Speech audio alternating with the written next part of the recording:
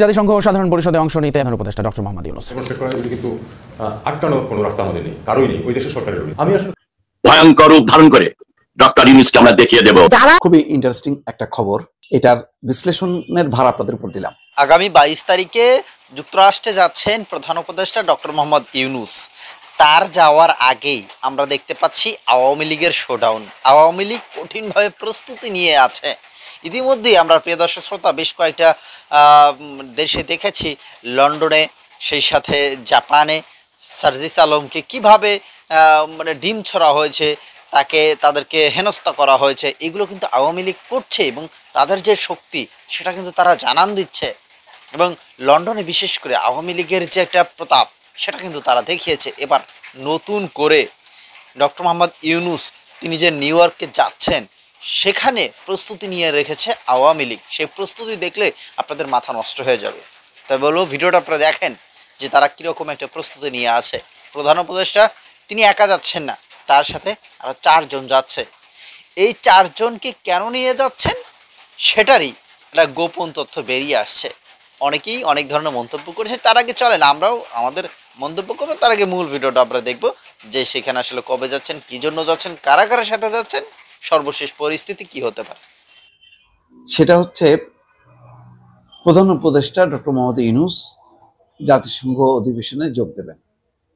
21 তারিখে যাবেন, 21শে September, 26শে September তিনি বক্তব্য দেবেন। এখানে বলা হচ্ছে পররাষ্ট্র উপদেষ্টা তৌহিদ হোসেন ব্রিফ করছেন।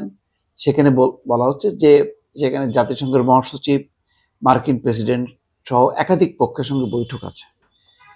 ইন্টারেস্টিং হচ্ছে যে এই প্রথমবার তিনি 4 জন রাজনীতিবিদ তার সঙ্গে আছেন। কারা কারা নামগুলি একটু শোনেন। প্রথমে আছে বিএনপির মহাসচিব মির্জা ফখরুল ইসলাম আলমগীর। দ্বিতীয় জন হচ্ছেন বিএনপির ভারপ্রাপ্ত চেয়ারম্যান তারেক রহমানের পররাষ্ট্র উপদেষ্টা এবং বিএনপির আন্তর্জাতিক বিষয়ক সম্পাদক হুমায়ুন কবির। এরপর আছে বাংলাদেশ জামাতে ইসলামীর নায়েবে আমির ডাক্তার সৈয়দ আবদুল্লাহ মোহাম্মদ তাহের এবং জাতীয় নাগরিক পার্টির সদস্য সচিব আক্তার হোসেন। পররাষ্ট্র উপদেষ্টা বলেন, যেহেতু আমরা একটা পর্যায়ের দিকে যাচ্ছি, রাজনীতিবিদদের কাছে দেশ পরিচালনার ভার হস্তান্তর করা হবে, কাজেই সেই হিসেবে আমরা তাদের প্রতিনিধি দলে অন্তর্ভুক্ত করেছি। এটার বিশ্লেষণ কি জানি না। যদি সংখ্যা হিসাবে দেখা যায় 4 জন যাচ্ছেন, তার মধ্যে 2 জন হচ্ছেন বিএনপির, একজন জামাতের, আরেকজন হচ্ছে এনসিপির। এখানে ইসলামী আন্দোলন বা অন্য রাজনৈতিক দলের সদস্যরা নেই। এই পরিধিটা বড় হইতে পারত যদি 20 জন নিতেন, সমস্যা ছিল না। নেননি, বাছাই করা কয়েকজনকে নিলেন। এর মধ্যে কোনো রাজনীতি আছে কেন, আছে কিনা? কারণ হুমায়ুন কবির বাংলাদেশের প্রেক্ষাপটে খুব পরিচিত না। তিনি যেহেতু কাজ করেন তারেক রহমানের সঙ্গে, সুতরাং গুরুত্ব দেওয়া হয়েছে। এই সিলেকশনের ব্যাপারে আসলে কি মানদণ্ড, এটা কিন্তু পরিষ্কার না। আর এটা একান্তই এই প্রায়োরিটিটা হচ্ছে প্রধান উপদেষ্টার। তিনি যাকে মনে করবেন তাকে সফরসঙ্গী দিতে পারেন, সেভাবে প্রস্তাব তিনি দিতে পারেন। এটাই যাদেরকে প্রস্তাব দেওয়া হয়েছে বা যাদের নাম বলা হচ্ছে তারাই চূড়ান্ত কিনা পরিষ্কার না।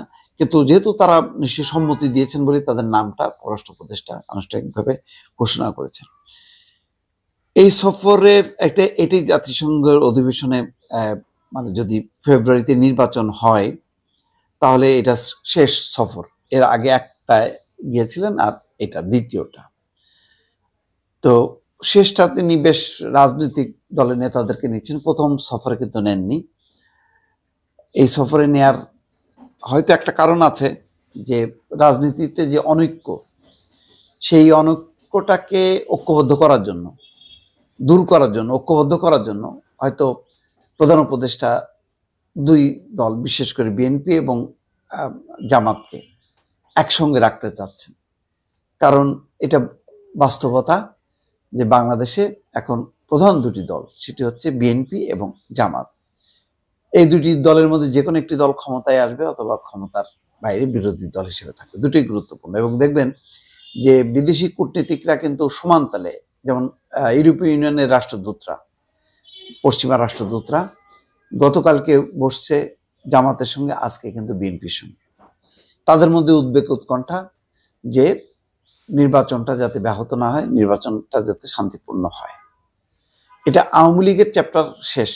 আওয়ামী লীগকে নিয়ে নির্বাচন করতে হবে এমন কোনো দাবি কিন্তু কেউ করেনি। তবে হয়তো একেবারে অবরুদ্ধ করা হোক, নিষিদ্ধ করা হোক, এটা হয়তো তারা নাও চাইতে পারে, আমি পরিষ্কার না। কিন্তু প্রধান উপদেষ্টার এই উদ্যোগটা খুব ইন্টারেস্টিং, যে তিনি অন্তত 3টা দলকে গুরুত্ব দিলেন এই সফরে, বিএনপি, জামাত এবং হচ্ছে এনসিপি। এনসিপি আক্তার হোসেন মানে সবসময় উনি যেটা গুরুত্ব দেন যে এনসিপিকে রাখতে চান। জুলাই গণঅভ্যুত্থান, তার ক্ষমতায় আসা, এইগুলির ব্যাপারে ছাত্রদের ভূমিকার কথা তিনি সবসময় উল্লেখ করেন এবং তিনি সবসময় বলেন যে ছাত্ররা আমাকে ক্ষমতায় বসিয়েছে। সুতরাং সেই হিসেবে হয়তো এখানে নাহিদ ইসলাম কেন নেই, অথবা তাদের অন্য কোনো নেতা নেই কেন, এগুলি কোনোটাই হয়তো হয়তো এনসিপির সাথে কথা বলি মানে সরকারি দপ্তর ঠিক করেছে যে আক্তার হোসেনই যাক। অনেক হিসাব নিকাশ আছে, তবে এটা খুব ইন্টারেস্টিং, এটা বাংলাদেশের এরকম ঘটেনি। আপনি দেখেন আগে শেখ হাসিনা যখন, এর ব্যাপারে আপনাদের কোনো সিদ্ধান্ত আছে কিনা? প্রশ্ন আমি ঠিক বুঝতে পারলাম না আপনার, প্রশ্নটি হচ্ছে যে যারা ধরেন আওয়ামী লীগ সরকার যখন ক্ষমতায় ছিল তখন অনেকেই নানান রকম কর্মকাণ্ড এখানে করেছেন সরকারের সঙ্গে লিয়াজও মেনটেন করে, তো সেই সংগঠনগুলো এখনো কিন্তু তাদের প্রোগ্রামগুলো অব্যাহত রয়েছে।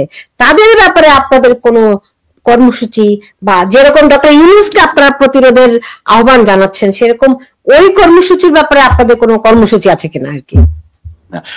আসলে একটা প্রশ্ন যে এই জিনিসটা ক্লিয়ার হওয়া দরকার।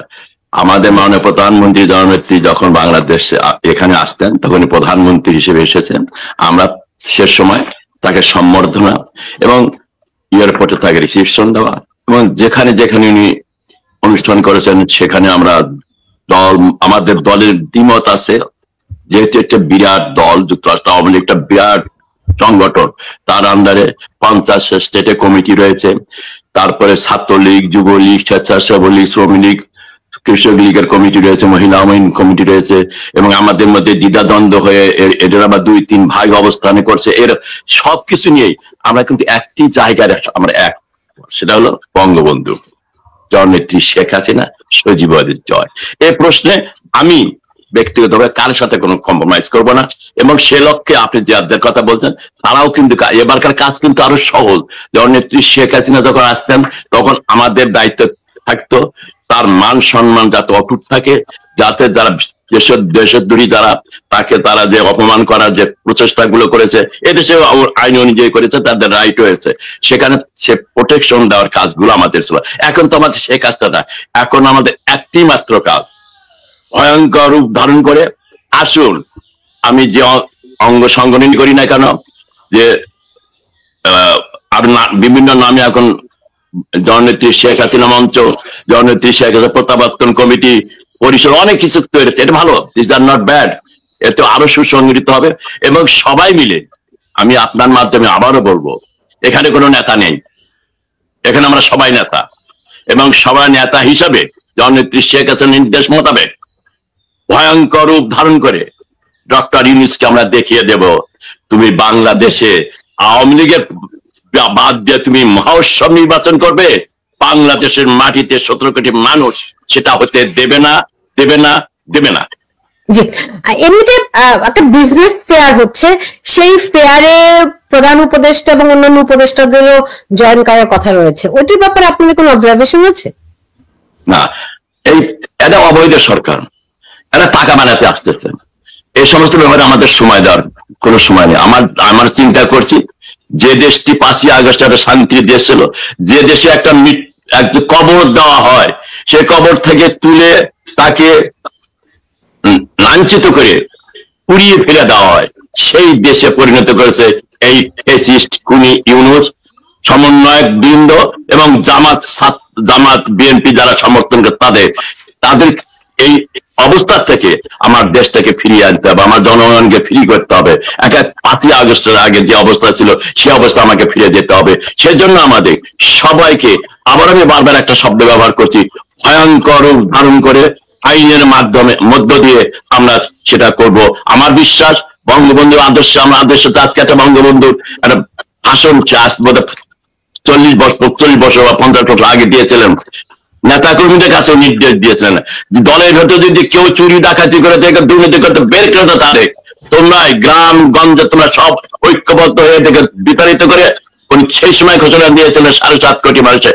আজকে আমি তারই পুনরাবৃত্তি করে বলতে চাই, যারা আমার সাথে সহ আলোচক রয়েছেন এবং যারা শুনছেন, আসুন আমরা সে ভয়ঙ্কর রূপ ধারণ করে বঙ্গবন্ধুর সেই নির্দেশকে আবার পুনর্জীবিত করে আমার দলকে আরো সুসংগঠিত করি এবং বাংলাদেশ 17 কোটি মানুষের যে যন্ত্রণার ভেতর দিয়ে, যে অবস্থার ভেতর দিয়ে আছে তার দিনীতিবাদ করছে, সেখান থেকে আমরা মুক্তি দেই। আসুন, নিজেদের দ্বিধামত থাকতেই পারে, বিরোধ দল, আসুন এখানে আমি একা নেতা না, আমরা সবাই নেতা। সবাই নেতা হিসাবে আমি আবার আবেদন করব, ডক্টর ইউনূসের যে কয়দিন থাকবে তার ঘুম নির্ঘুমে পরিণত করবো ইনশাআল্লাহ। জি, বুঝতে পেরেছি। ব্যারিস্টার মনিরুল ইসলাম, অনেকেই বলছেন যে বিএনপি কে এক ধরনের জুলাই সনদ যেটি হচ্ছে, সেই জুলাই সনদে বিএনপি কে রাজি করানোর জন্য জামাত এবং এনসিপি একটা চাপ তৈরি করছে। আপনার কাছে কি মনে হচ্ছে? আমার কাছে মনে হচ্ছে বিএনপি এখন ম্যাচিউরড হয়ে গেছে। প্রথম দিকে আওয়ামী লীগের কর্মীরা যদি বলে তাহলে বলবে কি যে ডক্টর ইউনূসের সাথে 4 জন খলিফা আসতেছে। এইভাবেই তারা মজা করে বলবে।